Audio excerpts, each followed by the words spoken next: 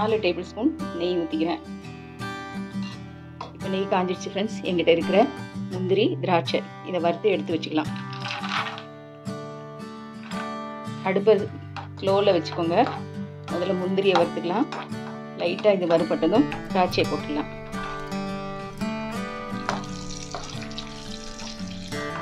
முந்திரி கொஞ்சம் உப்பி வரும், அதுதான் நமக்கு பொரிஞ்சதுக்கான அடையாளம்.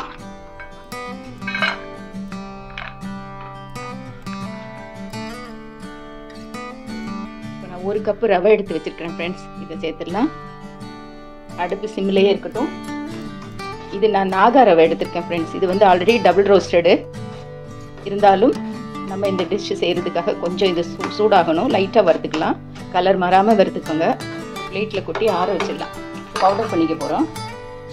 இப்படியே இருக்கட்டும், ஆறட்டும் ஃப்ரெண்ட்ஸ். நான் ஒரு மிக்ஸி ஜார் எடுத்து வச்சுருக்கிறேன்.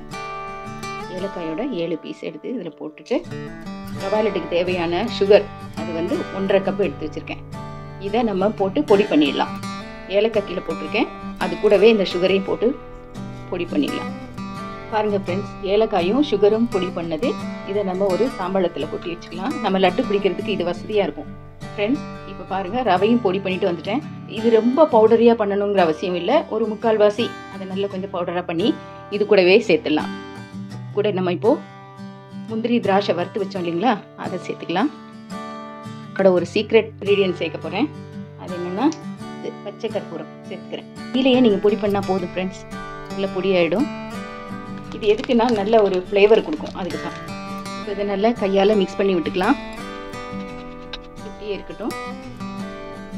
இதில் ஒரு 1/2 கப்பு வரைக்கும் ஊற்றி சூட் பண்ணிக்கலாம்.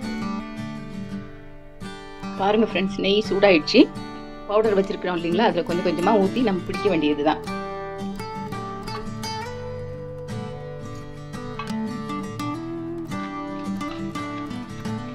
கொஞ்சம் கொஞ்சமாக ஊற்றி கொஞ்சம் கொஞ்சமாக செய்யுங்க.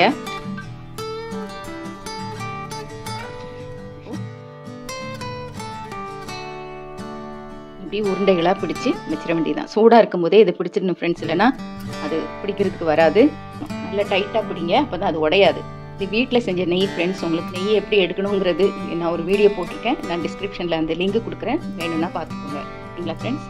இப்படி எல்லாத்தையும் பிடிச்சிட வேண்டியது தான். ரவா லட்டு ரெடி ஆகிடுச்சு. இதை நம்ம ரவா லட்டுன்னு சொல்லலாம், ரவா உருண்டைன்னு சொல்லலாம், சீனி உருண்டைன்னு சொல்லலாம். நான் இதில் வந்து பச்சை கற்பூரம் சேர்த்துருக்கேன்.